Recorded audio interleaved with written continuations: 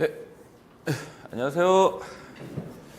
예, 이번 시간에 저번에 배웠던 거 가지고서요, 제가 문제를 풀어보겠습니다. 저번에도 잠깐 말씀드리기로, 6장이 좀 어려운 부분인데, 저번 시간에 반은 그나마 해볼 만한데, 그 이후부터 내용 자체가 좀 어렵습니다. 어렵기 때문에 제가 6장은 이해가 되시는 부분만큼만 갖고 가시고요. 그렇지 않으면 과감하게 버리는 것도 중요하기 때문에요. 이해할 수 있는 부분은 하시되 도저히 이해가 안 갔다 싶으면 그냥 과감하게 버리자라고 제가 말씀드리는 겁니다. 그러면 우리가 저번 시간에 이어서 우리가 이제 문제를 풀어드리면 몇 쪽을 보시냐면요. 우리가 저번 시간에 전기의 기본 소자 RLC에 대한 성질을 우리가 잠깐 언급해 드렸으니 이번 시간에는 그거에 관련된 문제를 한번 풀어보겠습니다. 105쪽 피시기에서요. 105쪽입니다.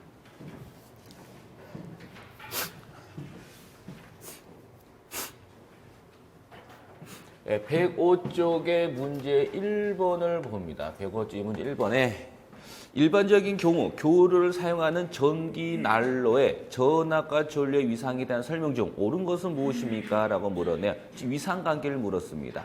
그러면 잘 보시면 우리가 이제 전기 난로라고 되어 있는 부분 보이시죠? 예, 전기 난로입니다. 우리는 이 전기 난로를 우리는 뭐라고 부르냐 하면은 요것을 우리는 전기 난로 또는 요것을 우리는 전열기라고 표현합니다. 전열기.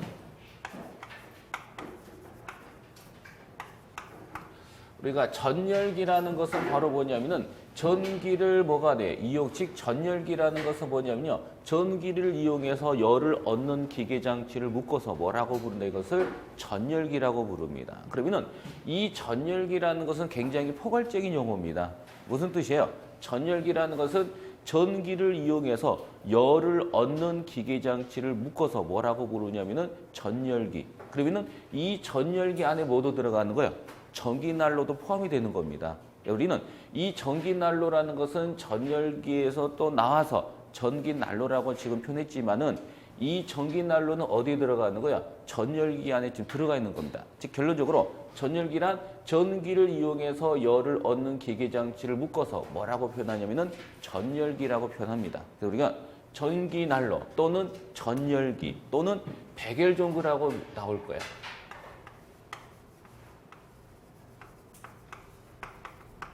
백열전구. 우리 백열전구라는 것은 혹시 뭔지 아시죠? 예. 우리가 이 전기난로나 전열기나 백열전구는 모두 다 어디에 속하냐 하면은 바로 우리가 배우는 R에 속합니다. R이 바로 뭐냐면은 저항입니다. 우리가 이 전기난로나 전열기나 백열전구라는 용어가 나오면 요것은 저항을 의미하는 거구나라고 여러분이 이해를 하자는 거죠. 그리고 문제는 무슨 회로예요? 저항회로죠. 그럼 저항회로에서 저온압과 전류의 위상관계를 물었습니다. 그러면은 우리 저항회로에서 저온압과 전류의 위상관계는 어떻다 그래서 기억나세요? 우리 저항회로에서는 저온압과 전류 위상은 뭐라 그러냐 이것을 동위상이다라고 한 겁니다. 우리가 저항회로에서는 저온압과 전류는 뭐냐? 동위상입니다. 즉 동위상이라는 것은 위상이 같은 겁니다. 그래서 다 몇 번이고 1번이다라고 이렇게 여러분이 보시면 되고요.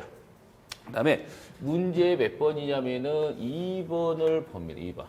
2번에 보면 자체 인덕턴스가 주어졌는데 인덕턴스가 얼마? 0.01라고 주어지고요. 그 다음에 전압이 주어졌는데 전압이 몇 볼트? 10볼트다라고 주어지고 주파수가 몇 헤르츠냐고 봤더니 60헤르츠다라고 주어진 겁니다. 이때 뭘 구하라? 유도 리액턴스를 물었습니다. 그러면 요 X를 우리는 뭐라고 부르냐? 이것을 리액턴스라고 불러요. 그럼 리액턴스라는 것은 어떤 경우에 리액턴스라는 용어를 쓰냐면요. 바로 L과 C를 뭘로 바꾸고자 할 때, 옴의 단위로 바꾸고자 할 때 사용하는 기호가 X예요. 근데 뭘 바꿀 때? 코일을 바꿀 때는 여기에 XL이 붙으면서 이거 우리는 유도 리액턴스라고 부르고요. 컨덴서를 옴으로 바꿀 때 여기에 C가 붙어서 이것을 우리는 용량 리액턴스라고 부릅니다. 그런데 지금은 코일 성분을 바꾸는 거니까 이건 XL이 되어 있는 거죠. 이걸 우리는 뭐라 그런다고 이것을 유도 리액턴스라고 부릅니다. 그러면은 그 유도 리액턴스 XL이라는 것은 무슨 값이냐면은 J의 오메가 L을 곱한 값이라고 그랬죠. XL은 바로 J 오메가 L입니다. 그러면 요 식을 다시 쓰시면 이건 어떻게 쓸 수 있냐면은 J의 오메가는 얼마가 되고 2파이 F가 되고요. 곱하기 뭐가 되냐? L이 되는 거예요. 그럼 여기서 여러분이 아셔야 될 것은요. 이 J라는 것은 크기는 1이면서 각은 몇 도? 90도 앞서는 것을 의미한다 그랬죠. 그럼 이 J라는 경우는 어떤 경우에 이 J를 쓰냐면은 실수 부분과 호수 부분을 구분질 때, 호수를 뜻할 때 J를 쓰는 거고요. 그 다음에 위상각을 따질 때는 J를 씁니다. 그런데 위상각을 논하지 않을 때는 J라는 개념을 도입해야 돼요. 안 합니다. CC대 때 아무 데나 다 도입하는 게 아니라 사항에 따라서 쓸 때가 있고 안 쓸 때가 있다는 겁니다. 우리 예를 들어서 파이 같은 경우도 파이는 얼마예요? 무조건 3.14가 아니죠.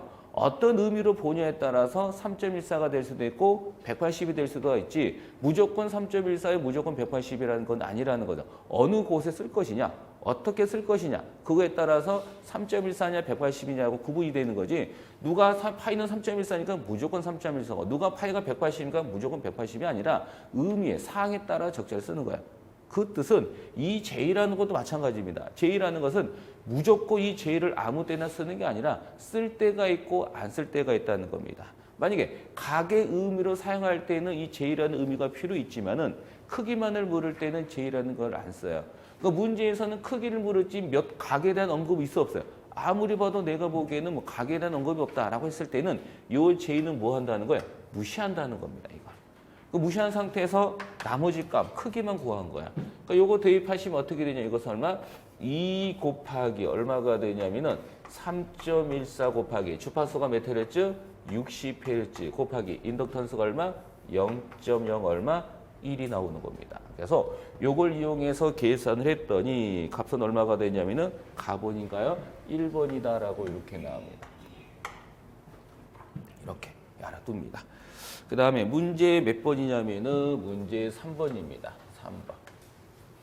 문제 3번에 자기 인덕턴스 10mH 코일에 50Hz 314V 교류 전압을 가했을 때 몇 암페어 전류가 흐르겠습니까? 라고 이렇게 물은 거죠. 예, 보니까 인덕턴스가 주어집니다. 인덕턴스가 얼마나 주어지냐면은 10mH 뭐가 되고 헬리다라고 이렇게 주어지고요. 그 다음에 주파수가 주어지는 주파수가 몇 헤르츠? 50Hz라고 주어지고요. 그 다음 전압이 주어지는 전압이 얼마가 되냐면은 314V라고 주어졌습니다. 이때 뭘 구하라? 전류값을 구하시오라고 물어요.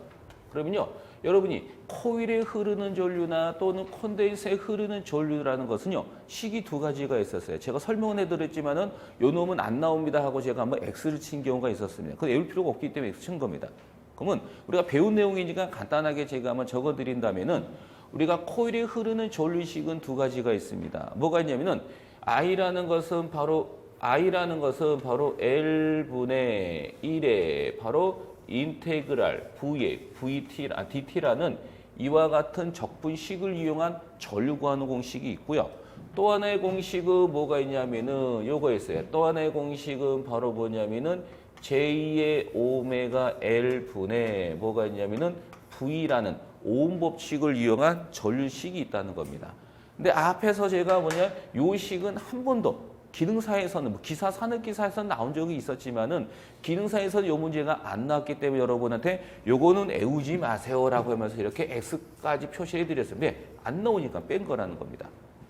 근데 왜 이걸 적어드리냐면은 분명히 정확하게 따지면 전류식은 두 가지가 있어요. 근데 어차피 우리는 요 식을 안 쓰기 때문에 제가 무시한 겁니다. 그럼 구분을 지어야 돼요. 어떤 구분이냐면은 전류 구하는 공식 또는 전압 구하는 공식은 두 가지가 있는데 우리가 요걸 쓸지 요거를 쓸지는 문제에서 어떤 조건이 있냐에 따라서 이걸 쓸 수도 있고 이걸 쓸 수도 있다는 겁니다. 그래서 제가 한번 구분 한번 해드렸을 거예요. 저번 시간에. 그러니까 내가 이 오음 법칙을 이용해 가지고 전압이나 전류값을 구하고자 할 때는 반드시 문제에서 조건 하나가 주어지는 무슨 조건? 주파수에서 주파수가 주어지고 전압이나 전류 구하라. 그럴 때는 오음 법칙을 씁니다. 그럼 여러분이 제일 힘든 것은 뭐냐면요. 공식 외우는 것은 솔직히 말해서 저보다 공식을 더 많이 알고 계시더라고요. 제가 모르는 공식은 다 알고 계세요. 근데 단지 차이는 뭐야? 공식은 많이 알고 계시지만 이것을 적절하게 사용할지를 모른다는 겁니다. 아니, 정비사가 공구가 많이 있어요. 근데 그 공구마다 쓰임새가 있을 거 아니에요. 근데 이 정비사가 이 공고의 쓰임새를 모르면은 돼야 안 돼요? 안 되지. 연장반은 뭐 합니까? 쓸 줄을 모르는데. 그와 마찬가지로 공식이 많이 외운다고 중요한 건 아니에요. 뭐 중요하긴 중요하겠죠. 왜 공식 모르면 못 푸니까. 근데 중요한 것은 공식을 하나라도 외워도요. 그 하나 외웠던 그 공식이 어디에 쓸지만 아시면요. 그 사람은 성공한 겁니다. 10개를 외웠는데 이걸 넣을 줄을 몰라요. 그럼 그건 말짱 꽝. 이 말씀 드린 이유가 뭐냐면은 공식은 이렇게 있는데 이걸 쓸지는 구분은 짓지 않는 겁니다. 그래서 어떻게 구분 짓냐면은 뭐가 주어지면 주파수가 주어지면은 오음 법칙을 쓴다는 뜻입니다. 예. 그럼 이제 쓰는 법도 이제 알았으니 여기에다 우리가 이제 대입을 합니다. 대입하는 건도 이렇게 하는 거다. 보시니까 이거 뭐가 있어요? 또 J가 있네. 이 J라는 것은 시시때때로 쓰는 게 아니라 위상각, 즉 각의 의미로 쓸 때는 J를 쓰지만 그렇지 않고 크기만을 물을 때는 이 J를 빼는 조건입니다. 그럼 이걸 없는 상태에서 우리가 본다면은 여기서 오메가는 얼마죠? 오메가라는 것은 2파이 FL입니다. 2파이 F고 근데 L이 붙었으니까 L을 이렇게 넣고요. 요거에다가 뭘 쓰냐면은 V를 이렇게 넣어요. 그럼 제가 요 놈을 이용해 가지고 문제를 푸시면은 이렇게 되나요? 2 곱하기 파이는 얼마? 3.14에다가 주파수가 몇 헤르츠? 50헤르츠 곱하기 10이에요. 여기서 우리가 알아야 될 것은 항상 전기는 기본 단위를 원칙으로 잡기 때문에 인덕턴스의 단위는 뭘 쓰는 거예요? 헨리입니다. 그럼 이 헨리를 만들기 위해서는 가감하게 요거를 버리는 거야. 근데 전기에서 단위를 버릴 때는 막 버리는 게 아니라 요 놈이 갖고 있는 수치만큼 곱하는 게 음입니다. 그러면은 미리는 뭘 의미한다고 그랬어요? 10의 마이너스 몇 승? 3승을 의미합니다. 그래서 여기에다 곱하기 뭐가 들어가냐면은 10의 마이너스 몇 승? 3승을 붙여주는 거야. 이렇게 붙인 상태에서 전압 몇 볼트가 되냐면은 310 몇 볼트? 4볼트가 돼요. 그래서 이렇게 계산해 주시면 얼마가 나오냐면은 4번이라는 놈으로 이렇게 해서 답이 나옵니다. 이렇게 여러분이 받으시면 되고요. 그 다음에 D장 넘깁니다. 4번이 되겠죠? 106쪽의 문제 4번입니다. 4번에 콘덴서의 정정 용량이 커질수록 용량 리액턴스 값은 어떻게 되냐고 물었죠? 우리가 X가 뭐죠? X가 리액턴스. 어떤 경우에 쓰는 거야? 코일과 C 성분을 옴으로 바꿀 때 쓰는 놈이 X가 되고요. 누굴 바꿀 것이냐? 코일을 바꿀 것이냐? 콘덴서를 바꿀 것이냐? 그럼 콘덴서를 바꾸면 여기는 C가 붙으면서 이걸 뭐라 그러냐? 용량 리액턴스라고 부릅니다. 그러면 이 용량 리액턴스 XC라는 것은 어떤 값을 곱한 값이냐 하면은 어떤 값이 되는 거야? 바로 J의 오메가 C분의 얼마가 되고 1을 곱한 값입니다. 이게 바로 용량 리액턴스입니다. 그럼 제가 요 식을 다시 한번 쓰시면 요것은 어떻게 쓸 수 있냐면은 J의 오메가는 얼마? 2파이 F죠. 여기에 C분의 1을 물었으면 1이 됩니다. 그러면은 문제에서는 뭐하고 뭐의 관계를 물었어요? 요 XC하고 C의 관계를 물은 건 맞죠? 그러면은 요 식에서 알 수 있는 것처럼 XC하고 C는 비례 반비례? 반비례가 됩니다. 그리고 문제 요지가 뭐냐면은 정정 용량, 즉 정정 용량이라 하면 요 식값이 커지면 요거는 어떻게 되겠습니까? 라는 게 문제잖아요. 그러면 요 놈과 요 놈은 무슨 관계니까 반비례 관계니 요 놈이 커지면 요거는 상대적으로 뭐가 되는 거야? 작아지게 되는 겁니다. 그래서 우리가 C값이 커지면 용량 리액턴스 값은 뭐가 되냐? 작아진다. 다 몇 번이고 3번이다 라고 이렇게 여러분이 감안하시면 되겠고요. 그 다음에 문제 5번을 봅니다. 문제 5번. 문제 5번도 4번을 이용해서 만든 문제가 되겠죠. 문제를 보시면요. 다음 중 용량 리액턴스 XC와 반비례가 되는 것은 뭡니까? 라고 물었네. 우리 XC하고 반비례가 되는 것은 F 또는 C가 되겠죠. 맞나요? F는 주파수고 C는 콘덴서 정정 용량입니다. 개타 몇 번이고 주파수 4번이다 라고 이렇게 여러분이 받으시면 됩니다. 그 다음에 문제 몇 번이 되겠냐면은 문제 6번을 봅니다. 6번. 병렬해로 안 배웠는데 라고 하시는데요. 필요 없습니다. 왜냐? 아는 것 갖고 풀면 다 됩니다. 풀어보면 6번에 교류 회로에서 코일과 콘덴서를 무슨 연결? 병렬로 접속시키고 여기에 주파수를 가했을 때 어느 쪽 전류가 잘 흐르냐라고 물은 거 맞죠? 예, 자 보세요. I가 뭐죠? 전류입니다. L이 붙으면 코일에 흐르는 전류입니다. I가 뭐죠? 전류입니다. C가 붙으면 콘덴서에 흐르는 전류. 일반적으로 그렇게 많이 구분 짓습니다. 그러면은 우리가 콘덴서나 코일에 흐르는 전류식은 몇 가지가 있어요? 두 가지가 있어요. 바로 여기에 나온 것처럼 바로 이런 적분을 이용한 식이 하나가 있고 오음 법칙을 이용한 식이 있다는 겁니다. 그러면은 이 적분식을 쓸 것인지 오음 법칙을 쓸 것인지는 구분 짓는 것은 어떻게 구분 짓는 거예요? 주파수. 그래서 주파수가 있느냐 없느냐에 따라서 오음을 쓸 것인지 적분 갖고 쓸 것인지를 판독한다는 겁니다. 근데 시험 문제는요. 기사나 산업기사도 마찬가지로 우리가 이제 적분 갖고 푸는 문제는 많이 없습니다. 다 뭘 갖고 풀어요? 오음 법칙이에요. 그래서 오음이라는 사람이 굉장히 대단한 사람이에요. 왜냐면은 오음의 법칙을 가지고 우리가 오음 법칙만 여러분이 막 자유자재로 쓸 줄 아시면요. 나중에 기사, 산업기사 들어갈 때 반은 먹고 들어갑니다. 반은. 그 반을 먹고 들어간다는 것은 오음 법칙을 갖고 문제를 다 풀 수가 있다는 거야. 그 외에는 이제 뭐야?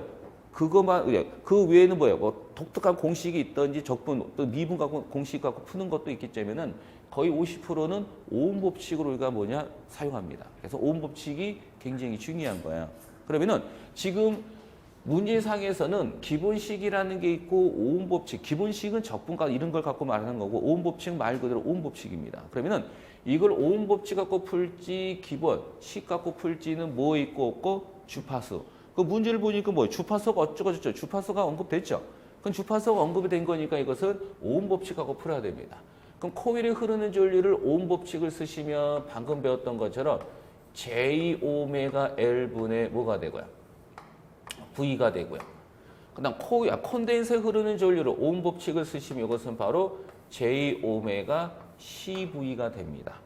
그럼 제가 이 식을 다시 한번 적으면은 요거는 어떻게 적을 수 있냐면은 이것은 J의 오메가는 얼마? 2파이 F의 뭐가 L이 되고 요거의 V가 되고요. 요것은 다시 쓰시면 J의 얼마? 오메가는 2파이 F C인가요? 네. 2파이 F CV 이렇게 쓸 수가 있습니다. 그러면은 문제는 뭐하고 뭐의 관계를 물었어요? 주파수하고 전류 관계 물었죠. 그럼 잘 보시면 우리는 주파수하고 뭐의 관계를 물었냐면은 전류의 관계를 물은 겁니다. 그럼 두 개만 보는 거, 딴 거 볼 필요는 없습니다. 그럼 우리는 요 식에서는 I하고 F는 비례반비례. 코일 회로에서는 I하고 F는 비례반비례. 반비례지만 콘덴서일 때는 I하고 F는 비례반비례. 비례가 됩니다. 그럼 문제는 뭐냐면은 주파수가 증가하면 어느 쪽 전류가 잘 흐르냐, 다시 한번 어느 쪽 전류 값이 크냐를 뜻하는 거죠. 그럼 우리는 요 F 값입니다. 그럼 F하고 전류 값을 물었는데 요 식의 소리는 요 F 값이 커지면은 요거는 어떻게 돼요? 작아지는 거고요. 요 식에서는 요 F 값이 커지면은 요것도 어떻게 돼요? 커지게 되는 거예요. 그 문제는 주파수가 커지면은 어느 쪽 전류가 커지겠느냐? 많이 흐르냐? 같은 거겠죠? 커지냐고 물은 겁니다. 그러면은 주파수가 커질수록 전류가 커지는 것은 바로 어떤 소자예요? C 소자입니다. C 소자. 그럼 C가 바로 뭐예요? 콘덴서를 의미하는 거죠. 다 몇 번의 정답이고 2번이다라는 것을 기억합니다. 이런 식으로 여러분이 이렇게 문제를 푸시면 되는 거고요. 그 다음에 이제 또 7번도 가능하겠네요. 예, 저번 시간에 배웠던 것 같고 7번도 가능합니다. 예, 7번. 네. 7번 문제를 여러분이 잘 보십니다.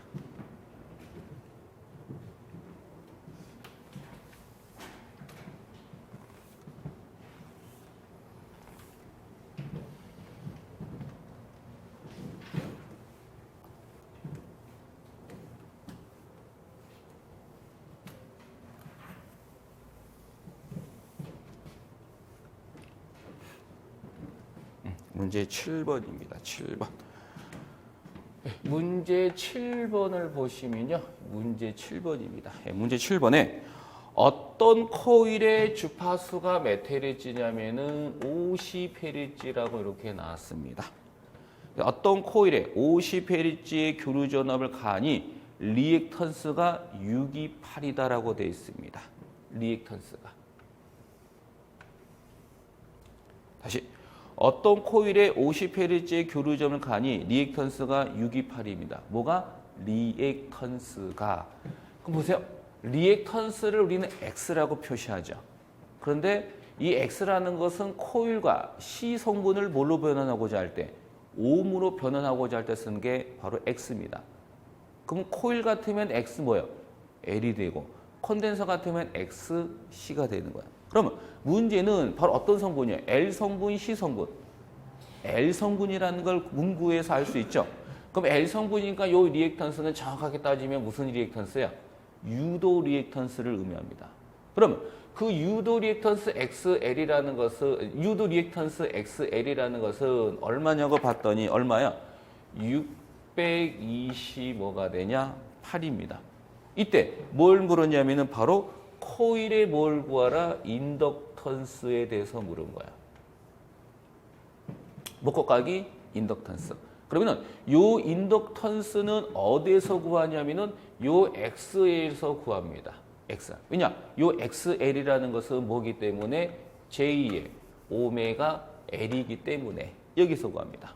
이제 요 식에서 L에 대해서 물었으니까 J 오메가는 필요가 없죠. 제끼입니다. 그러면은 곱하기가 넘어가면서 나누기가 되겠죠. 그래서 곱하기가 넘어가면서 나누기가 되니 이것은 J의 오메가. 그 다음에 뭐냐? XL이 되는 거야. 우리는 여기서 이 J라는 개념은 사용하지가 않죠. 왜? 각의 의미로 보지 않았기 때문에 크기만 물었으니 이렇게 돼요. 이제 요 식을 뭐 해보자 한번 다시 한번 적읍니다. 그럼 요걸 다시 한번 적으면 오메가는 얼마가 되는 거야? 오메가는 2파이 F가 돼요. 요거에 뭐가 되고 XL이 됩니다. 이제 요 놈을 이용해서 우리가 이제 문제를 한번 풀어주시면 숫자 대입합니다. 2 곱하기 파이는 얼마? 3.14 곱하기 주파수 몇 헤르츠? 50Hz고요. XL이 얼마야? 620 얼마? 8 이렇게. 그래서 이렇게 계산을 해 주셨더니 얼마 값이 나오냐면은 바로 3번이 나옵니다. 이렇게. 이런 식으로 보시면 되고요. 그 다음에 문제 8번을 보시는데 필기하신 분이 좀 계시니 제가 1분 제가 드릴게요. 예. 저 너무 빨리 나간 것 같아가지고요. 조금 쓸 시간 드릴게요. 예.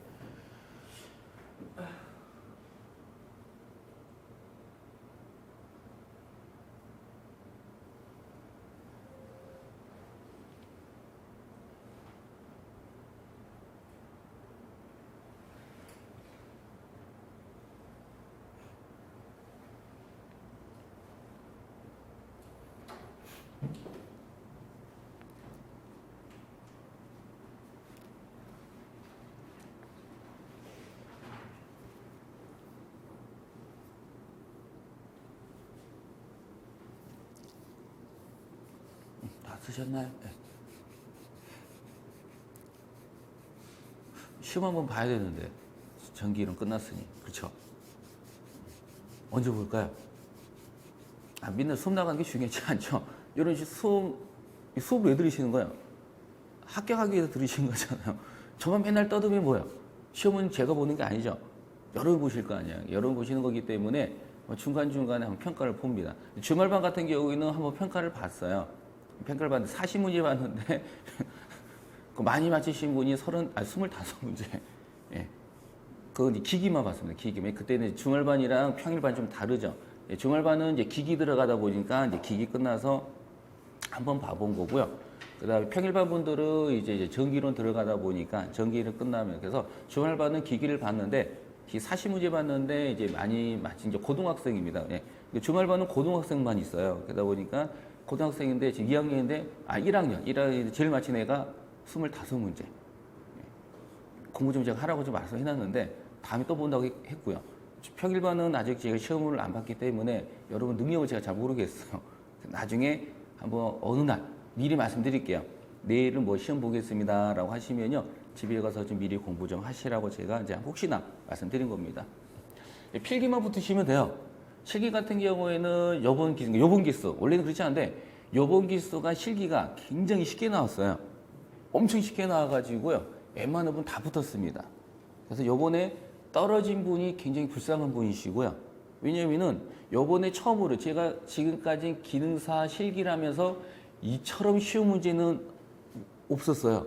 그래서 요번에 이제 옛날에가 합격률이 이제 한 3년 전에는 뭐 90% 나오다가 그다음부터 이제 쭉 떨어졌어요. 이제 80%대로 쭉쭉 떨어졌는데 지금은 갑자기 또 요번 기수죠. 요번에 문제가 쉽게 나와가지고 다시 처음에 90%대로 다시 들어왔습니다. 굉장히 요번에 쉽게 나왔다는 거예요. 실기 같은 경우에는 이제 작업형이기 때문에 그렇게 어렵지는 않습니다. 합격률이 90%면 거의 다 붙었다고 보시면 됩니다. 그래서 떨어지신 분이 동작은까지 다 했는데 동작은 다 동작은 다 했는데 감독관이 상위 작품이 있어요. 스위치가 바뀌다라든지 방향이 색깔이 또 바뀌면 그건 상위 작품입니다. 그래서 감독관이 동작 실험까지는 다 했는데 그걸 이제 감독관이 보면 왜냐 세 분이 그 여러 작품에 감독이 들어가요. 왜냐 한 분은 동작 실험하시고 한 분은 이제 외관을 봅니다. 법도가 제대로 했는지 안 했는지. 그래서 세 분이 합의에 의해서 그 합격률이 이제 나오는 거죠. 그래서 우리가 동작은 이제 시켰는데 상이한 작품 모양새가 잘못해가지고 떨어지신 분이 2분 계세요. 2분.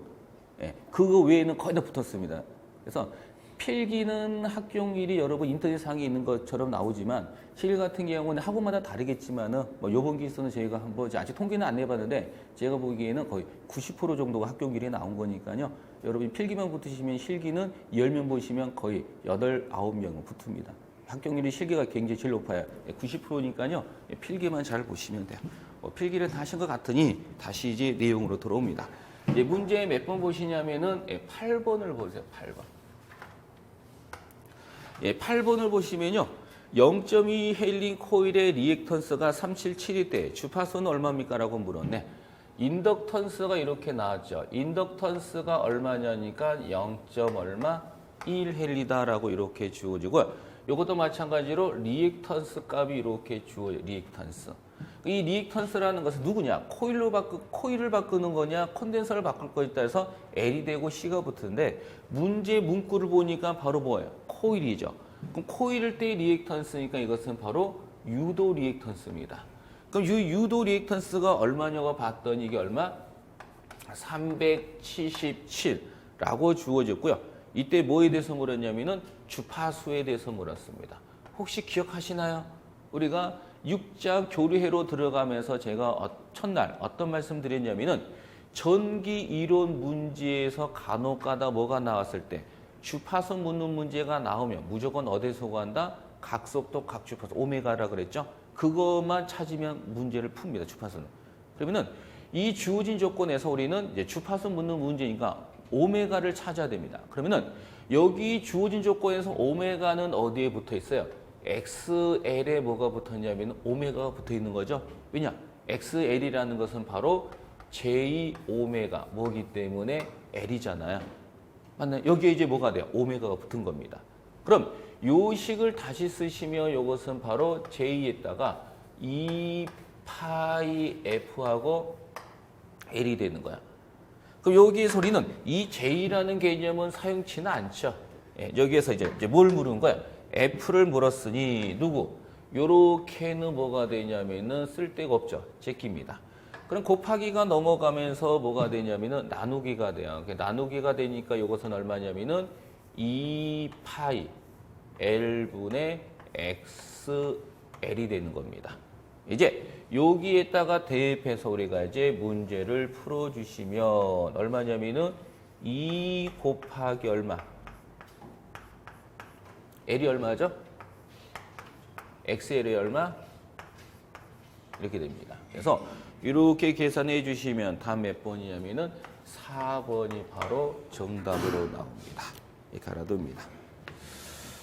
그 다음에 문제 9번. 9번은 이제 봅니다. 제가 내용 설명해서 하지는 않았는데 왜냐면 미분식을 제가 안 했기 때문에 그건 뺀 겁니다. 그 대신 답을 봐야 되니까 9번 보시면 인덕턴스 회로에서 극격히 변할 수 없는 것은 무엇입니까? 라고 이렇게 물은 거 맞죠? 우리가 인덕턴스 회로에서 극격히 변화시킬 수 없는 것은 바로 뭐냐면은 전류입니다.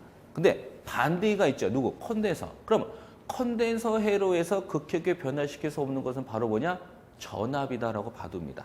우리가 인덕턴스 회로에서 극격히 변화시킬 수 없는 것은 전류였다면 콘덴서 회로에서 극격히 변화시킬 수 없는 것은 바로 뭐냐? 전압이다라고 보시면 돼요. 지금 답은 몇 번이고 1번이다라고 이렇게 보고요. 그다음 문제 10번 한번 봅니다.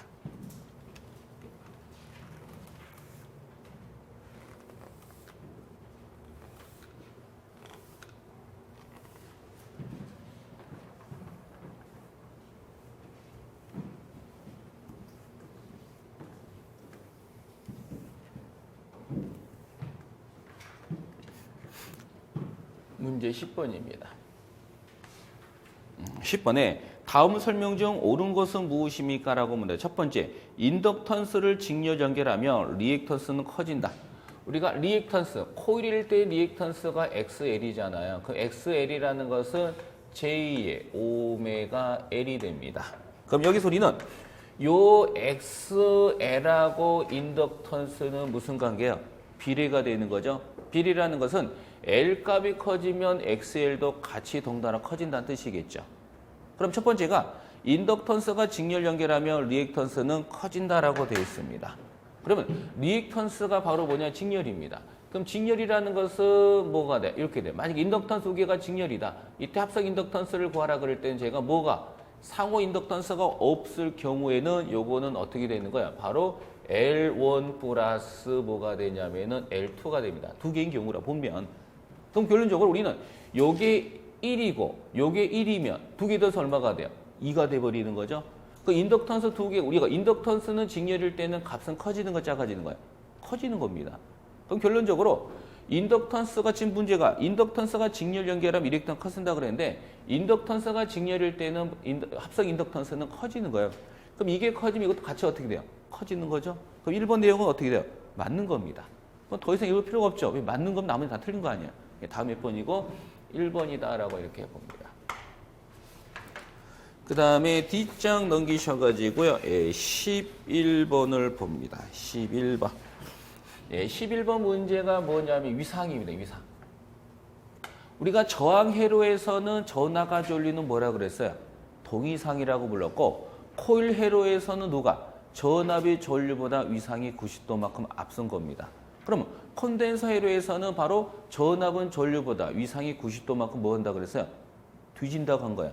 근데 이것은 마지막에 외울 때 무조건 외우지 말고 기준점이 뭐냐를 본다는 거죠. 그래서 전압이냐 전류냐 뭐냐에 따라서 앞설 수도 있고 뒤질 수도 있는데 그 당시에 우리가 위상을 만들 때는 뭘로 만들었기 때문에 오음 법칙을 갖고 우리가 그걸 만들었기 때문에 그 오음 법칙 그냥 그대로 읽어서 만들어낸 거죠. 그래서 우리가 저항 회로일 때는 전압과 전류는 동위상이지만 코일 회로일 때는 전압이 전류보다 위상이 90도만큼 앞섰어요. 그럼 콘덴서일 때는 전압은 전류보다 위상이 90도만큼 뒤진 겁니다. 그걸 우리가 뭘로? 오음 법칙을 가지고 그대로 읽다 보니까 그게 나온 거야. 근데 만약 기준을 뭘로 바꿨을 때 저항을 제외한 L과 C를 기준을 뭘로 바꿨을 때는 전류로 바꿨을 때 이번에 반대.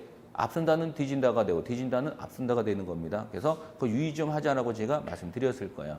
그럼 지금은 누구만 회로예요? 콘덴서입니다. 그럼 콘덴서만 회로해서 전하가 저 위상관계를 물었죠. 그럼 무조건 몇 도예요? 90도가 나야 되겠죠?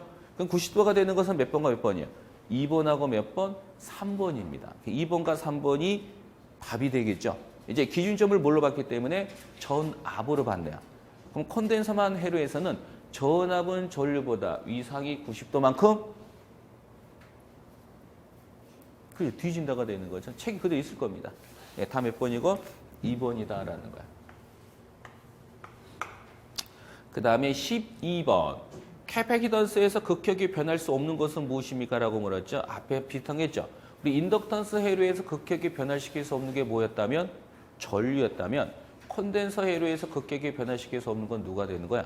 전압입니다. 다음 몇 번? 2번이다라고 보시면 돼요.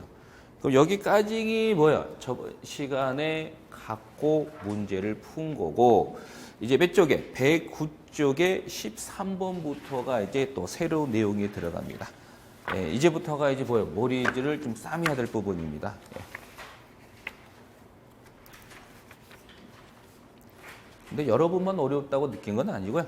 기사 산업기사 하시는 분도 똑같아요. 다 어렵게 느껴지는 부분이라 예, 제가 여러분의 심정을 이해를 합니다.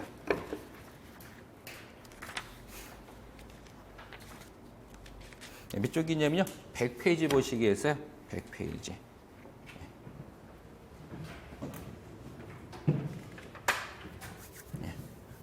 100페이지. 지금부터 하는 것은 공식을 애우면 안 됩니다. 왜냐하면 애우면 까먹어요. 그럼 저는 지금 하는 것은 문제를 그냥 나오면 문제를 푸는 방법을 지금 설명을 드릴게요. 요거 알아두시면요. 웬만한 문제는 다 풀립니다. 잘 들으세요, 이거. 그래서 우리가 어느 부분을, 즉 6장이죠. 잠시만요. 6장을 잘 가리키냐 못 가리키냐에 따라서 우리가 이제 그 학원이 잘 가리키는 학원이냐 못 가리키는 학원 6장에서 판단이 됩니다. 왜냐하면 6장이 중요한 부분이라 그랬잖아요. 그래서 우리가 6장을 이제 어느게 가리키냐에 따라서 그 학원이 잘 가리킨 학원이다, 잘 못 가리킨 학원이냐고 나옵니다. 그래서 지금 하는 것은 잘 보시고 문제는 여러분이 푸는 거지 제가 푼 건 아니라 그랬잖아요. 그래서 푸는 방법을 설명드릴 테니까요. 잘 들으셨다가 요도로 해주시면은 그 이유 있는 문제를 다 푸는 겁니다. 잘 들으셔야 돼요. 그 대신에 여기에서 이제 어려운 거니까 잘 보세요. 지금 저번 시간에는 이제 각각 쪼갠 거예요. R도 쪼개보고 L도 쪼개보고 C 쪼개고. 그래서 우리가 R, L, C를 각각 제가 설명할게요. 그래서 만을 붙였잖아요. 저항만, 인덕턴스만, 콘덴서만 이렇게 붙인 거고 이제 그 세 개 소자가 조합이 되면서 뭐가 되는 거예요? 회로가 구성이 되는 겁니다. 그걸 배우는 게 지금 여러분이 배우는 과목 전기 이론이고요. 기사나 산업기사에 들어가면 과목 이름이 바뀌어요. 뭐로 바뀌냐면은 회로 이론이라고 바뀝니다.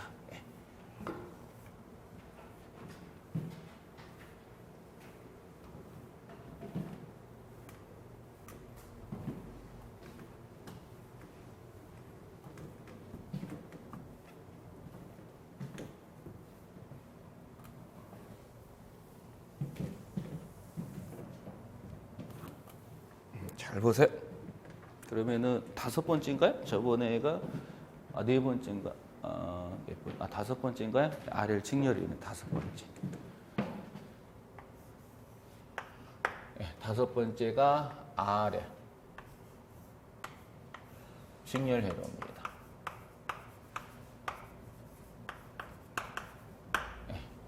RL 직렬 회로. 그럼 우리가 RL 직렬 회로란 R 소자하고 L 소자가 직렬로 접속된 구조다. 직렬로 접속된 회로를 RL 직렬 회로라고 부릅니다. 그럼 그려봅니다.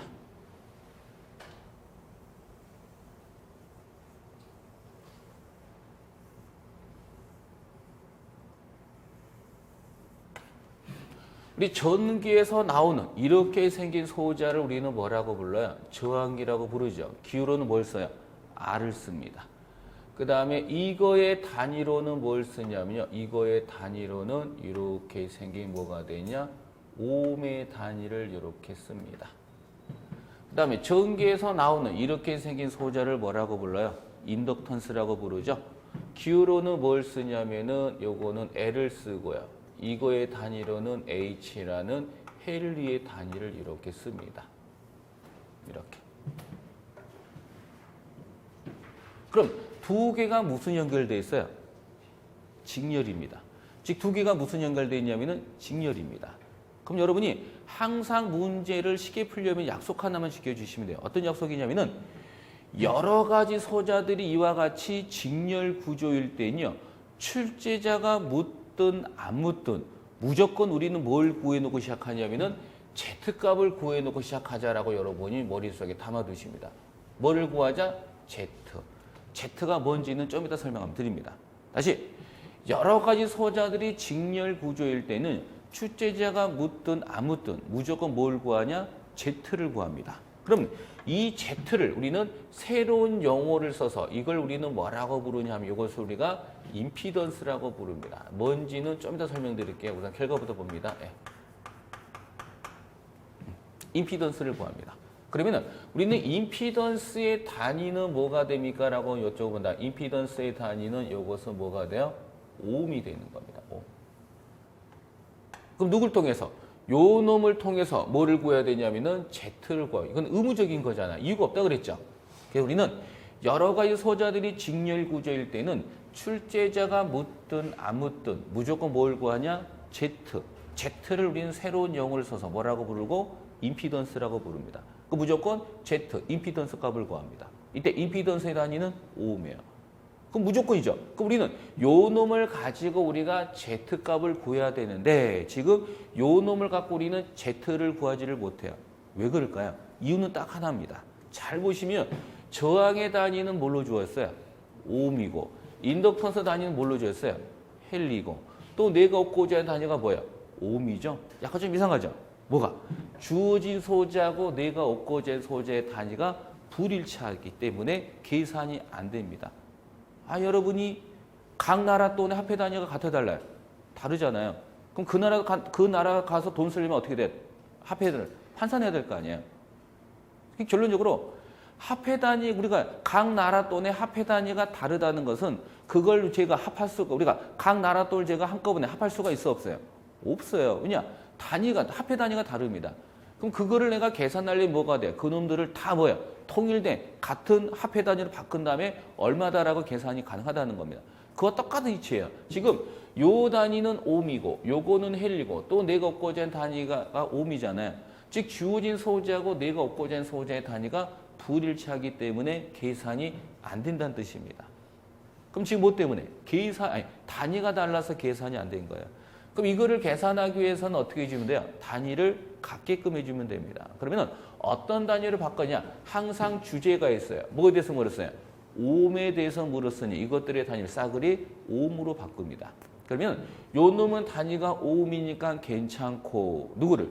인덕턴스 단위 헬리를 오음으로 바꿔야 되겠죠? 그래서 우리가 헬리를 인덕턴스 단위를 오음으로 바꾸는 거 계속 연습하셨잖아요. 누구를? 요걸 제가 오음으로 한번 바꿔볼 겁니다. 그 인덕턴스를 오음으로 바꿀 때는 그냥 오음이 되는 거 아니라 여기다 뭘 곱해요? j2의 오메가를 곱하면 요 단위가 뭘로 바뀌는 거예요? 오음으로 바뀐 거 맞죠? 이걸 우리는 뭐라고 불러요? 유도 리액턴스라고 불렀잖아요. 이제 요 단위, 요 단위, 요 단위 단위가 똑같죠? 똑같은 거니까 뭐가 가능해요? 계산이 가능합니다. 이제 뭘 물었어요? 임피던스 뭔지 모르겠지만 우선 임피던스에 대해서 물었습니다. 그런데 임피던스의 단위가 뭐예요? 오음이에요. 그럼 우리는 지금까지 우리가 배웠던 전기 기본 소재는 RLC죠. 거기에서 우리가 태어날 때부터 단위가 오음을 갖고 있는 게 누구였어요? 저항이었죠. 이걸 누굴 쓰는 거예요? 저항법을 따라 쓴다는 겁니다. 그럼 저항이 직렬일 땐 더하죠. 이거 더해요.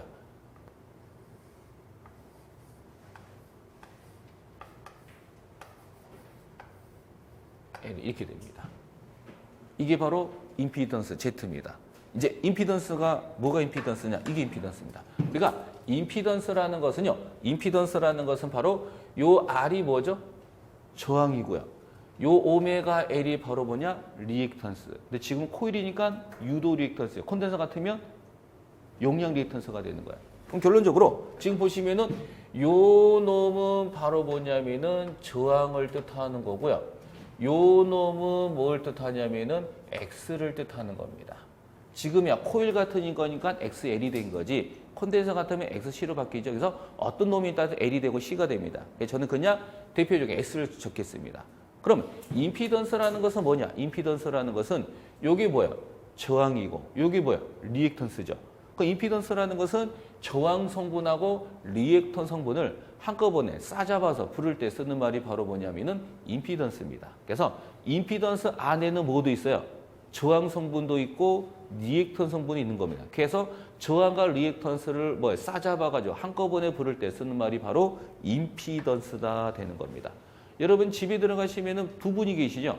엄마가 있고 아빠가 계실 거 아니에요. 그러면 엄마 아빠 앞에서 뭐라 그래요? 부모님이라 그러죠? 아니면 제가 있고 위에 형이 있어요. 그럼 그를 합해서 뭐라 그래요? 형제라고 그러잖아요. 맞나요? 또 언니가 있고 또 내가 있다. 그럼 합해서 뭐라 그래요? 네? 자매라고 그러지 않나요? 이렇게 한꺼번에 부를 때 쓰는 거. 우리가 이 임피던스라는 것은 저항 성분하고 리액턴 성분을 한꺼번에 부를 때 싸잡아가지고 부를 때 쓰는 말이 바로 임피던스입니다. 그럼 이 임피던스 안에는 뭐도 있다는 거예요? 저항 성분도 있고 리액턴 성분도 있는데 여기서 여러분이 알아야 될 것은 요거는 이쪽은 J가 없고 이쪽은 J가 있죠. 그럼 J가 붙은 게 무슨 뜻이에요? 호수입니다. 그러면 요 놈은 이 앞부분에 요 부분이 바로 뭐가 되는 거고 실수가 되는 거고 이 부분이 뭐가 되냐면은 호수가 됩니다. 그러면 이 실수하고 호수로 이루어진 걸 우리는 뭐라고 불러 이걸? 그렇죠. 복소수다라고 부릅니다. 그래서 임피던스라는 것은 바로 저항 성분과 리액턴 성분을 싸잡아 가지고 한꺼번에 부를 때 쓰는 게 바로 임피던스라고 부르는 거고요. 이때 임피던스는 바로 저항 성분하고 리액턴 성분으로 구성된 겁니다. 이때 실수 부분이 바로 저항이고 호수 부분이 리액턴스. 실수하고 호수로 이루어진 걸 뭐라고 부르는데 이것을 복소수다라고 표현을 하는 것뿐입니다. 그럼 이제 왜 그럼 요 단위가 옴이냐? 요것 때문이야. 우리 저항의 단위가 뭐죠? 옴. 리액턴스의 단위도 뭐예요? 옴이죠. 그래서 옴이니까 단위가 뭐가 된 거야? 옴이 그래서 된 겁니다. 여기까지 하시고요. 좀 쉬었다가 이어가지고 계속 진행하겠습니다. 좀 쉬었다 하겠습니다.